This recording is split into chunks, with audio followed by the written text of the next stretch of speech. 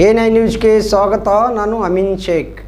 ಸಮಾಜ ಸೇವೆ, ಯುವ ಸಬಲೀಕರಣ, ನೊಂದವರಿಗೆ ಸೇವೆ ಮಾಡುವ ದೇಶಗಳನ್ನು ಹೊಂದಿರುವ ದೇಶದ ಪ್ರತಿಷ್ಠಿತ ಭುವನೇಶ್ವರದ ಆರ್ಟ್ ಆಫ್ ಗಿವಿಂಗ್ ಕರ್ನಾಟಕ ಸಂಚಾಲಕರಾಗಿ ವಿಜಯಪುರದ ಕುಮಾರಿ ಸೀಪಾ ಜಮಾದಾರ್ ಅವರನ್ನ ನೇಮಕ ಮಾಡಿ ಮಹತ್ವದ ಜವಾಬ್ದಾರಿಯನ್ನು ನೀಡಲಾಗಿದೆ.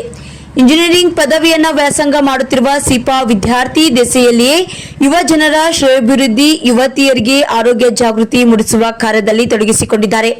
ಇತ್ತೀಚೆಗೆ ರಷ್ಯಾದಲ್ಲಿ ನಡೆದಂತಹ ಯುವ ಶೃಂಗಸಭೆಯಲ್ಲಿ ಭಾರತ ದೇಶವನ್ನ ಪ್ರತಿನಿಧಿಸಿದ್ರು.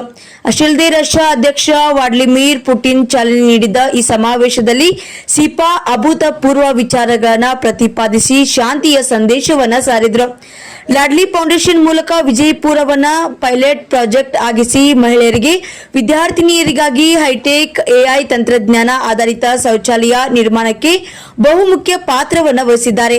ಅಷ್ಟೇ ಅಲ್ಲದೆ ನಿಯಮಿತವಾಗಿ ಬಾಲಕಿಯರಿಗೆ ಆರೋಗ್ಯ ಜಾಗೃತಿ, ಶಾಲಾ ಬ್ಯಾಗ್ ವಿತರಣೆ ಸೇರಿದಂತೆ ಅನೇಕ ಸಮಾಜ ಸೇವಾ ಕಾರ್ಯಗಳನ್ನು ಯಶಸ್ವಿಯಾಗಿ ಮುನ್ನಡೆಸಿಕೊಂಡು ಬಂದಿದ್ದಾರೆ.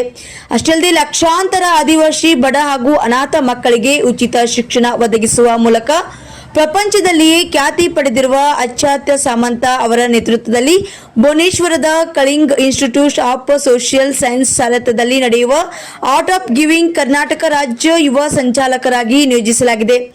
ಅಷ್ಟೇ ಅಲ್ಲದೆ ವಿಶ್ವದ 122 ರಾಷ್ಟ್ರಗಳಲ್ಲಿ ತನ್ನ ಶಾಖೆ ಹಾಗೂ ಸದಸ್ಯತ್ವವನ್ನು ಆರ್ಟ್ ಆಫ್ ಗಿವಿಂಗ್ ಸಂಸ್ಥೆ ಕಾರ್ಯನಿರ್ವಹಿಸುತ್ತಿದೆ.